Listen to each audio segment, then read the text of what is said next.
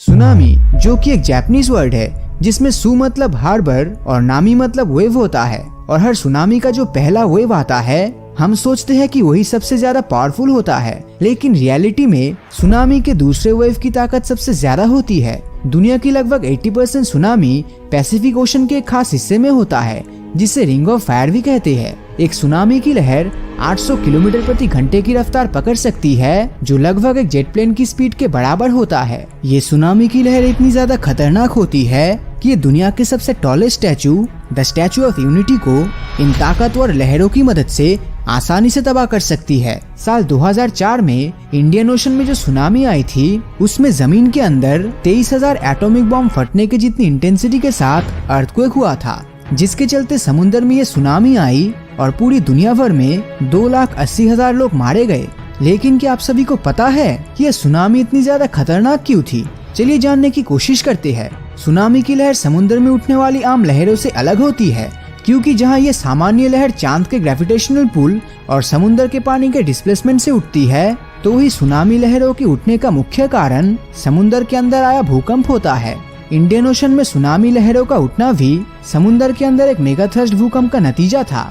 ये भूकंप 1600 किलोमीटर के सबडक्शन जोन में हुआ, जो बर्मा प्लेट के नीचे इंडियन प्लेट के खिसकने की वजह से उत्पन्न हुआ था। इन प्लेट्स के खिसकने से बहुत ही ज्यादा एनर्जी रिलीज हुआ और करीब 30 क्यूबिक किलोमीटर में फैला पानी डिस्प्लेस हो गया था, जिस वजह से पानी के अंदर करीब 5 मेगाटन के पावर की जितनी लहरें बनने लगी, जो वर्ल्ड वॉर 2 में इस्तेमाल किए गए सारे एक्सप्लोजिव की एनर्जी से भी दुगनी थी। अगर हम सभी सुनामी का एवरेज निकाले तो इस दुनिया में हर साल करीब 2 सुनामी आती है और 15 साल में एक सुनामी बहुत ही ज्यादा खतरनाक होती है। अब आप सोच रहे होंगे कि आखिर इंडियन ओशन में आए सुनामी बाकी सुनामी से ज्यादा खतरनाक क्यों था? इसे जानने के साथ हम ये भी जानेंगे कि आगे आने वाले समय में हम इस तरह की सुनामी को कैसे रोक सकते हैं। तो ये सब जानने से पहले हमें पता होना चाहिए कि इंडियन ओशन सुनामी के समय समुद्र के अंदर आए भूकंप का सोर्स सुमात्रा के वेस्टर्न कोस्ट से करीब 160 किलोमीटर दूर था, और भूकंप आने के महज 20 मिनट के अंदर ही पहली सुनामी लहर ने सुमात्रा के नॉर्दर्न भाग में करीब 1 लाख लोगों की जान ले ली थी। सुमात्रा में तबाही मचने के बाद महज 1.5 घंटे में यह सुनामी की लहरें थाईलैंड की जमीन से जा टकराई और यहाँ 1.5 लाख लोगों ने अपनी जान गंवा दी। पर इतना काफी नहीं था, क्योंकि लहरें अपनी एपिसेंटर के चारों तरफ लगातार फैल रहा था, जिनकी स्पीड 500 माइल पर आवर के आसपास था, और शायद यही स्पीड इसके द्वारा फैलाई गई तबाही का मेन रीजन भी बना। किसी ने भी इस तरह की लहरों को आने का अंदाजा नहीं लगाया था, और क्योंकि ये सुनामी बहुत ही ज्यादा तेज थी, इसलिए जब तक कोई कुछ समझ पाता तब तक बहुत देर हो चुकी थी। उस समय इंडियन ओशन में कोई भी सुनामी वार्निंग सिस्टम नहीं लगा था जो आने वाले खतरे के लिए हमें पहले से वार्निंग दे सके। खैर, सुनामी को डिटेक्ट करना इतना आसान भी नहीं होता, क्योंकि वाटर डिस्टरबेंस समुद्र की सतह पर नहीं बल्कि गहराई में होता है, जिन्हें आसानी से नोटिस नहीं किया जा सकता। लेकिन कभी कभी समुद्र के पानी से गुजर रहा कोई जहाज ही इसे डिटेक्ट कर सकता है। अब अगर बात की जाए आने वाले समय में इस खतरे से बचने की, तो याद रहे कि सुनामी की सबसे पहली वार्निंग भूकंप ही होती है। हालांकि इस खतरे को नोटिस करने के लिए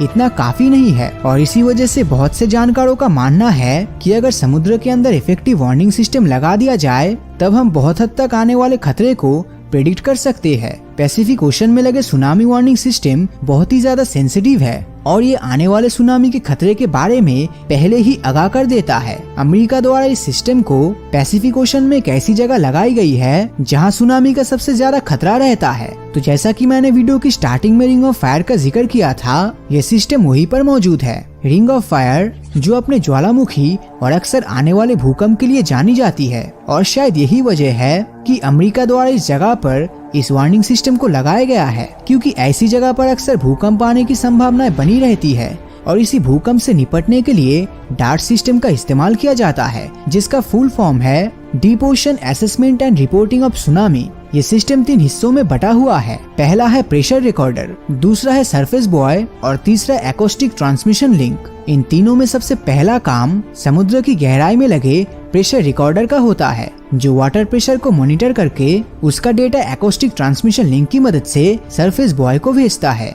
अब अगर कोई बड़ी लहर तेजी के साथ प्रेशर रिकॉर्डर के ऊपर से गुजरता है जो सामान्य लहरों से ज्यादा हो, तो तब ऐसे में ये तुरंत सुनामी अलर्ट दे देता है, जो सरफेस बॉय से होते हुए सैटेलाइट के पास पहुंचता है। और सैटेलाइट इसे सुनामी वार्निंग हेडक्वार्टर्स में भेजता है, जिसके बाद इस अलर्ट को क्रॉस चेक करके वेरीफाई किया जाता है और अगर सुनामी सचमुच का हुआ तो तब ये आम लोगों तक टेक्स्ट मैसेज के थ्रू ये अलर्ट पहुंचाया जाता है। आज पैसिफिक ओशन में 40 अलग अलग डाटा स्टेशन बनाया गया है जो रिंग ऑफ फायर के अलावा कैरिबियन और अटलांटिक ओशन में भी मॉनिटरिंग करता है और इसका सक्सेस रेट भी काफी अच्छा है, जिसे देखते हुए 2006 में इंडियन ओशन में भी 7 डार्ट सिस्टम लगाया गया जो आने वाले खतरे के बारे में पहले से ही वार्निंग देने में सक्षम होता है और आज इनकी मदद से 2004 की सुनामी की तरह आने वाली सुनामी से हम बच सकते हैं। तो इस बारे में आपकी राय नीचे कमेंट करके जरूर बताएं और अगर ये वीडियो आपको अच्छा लगा हो तो इस वीडियो को लाइक और अपने दोस्तों के साथ शेयर करना मत भूलना और अगर अभी तक आपने हमारे चैनल को सब्सक्राइब नहीं किया है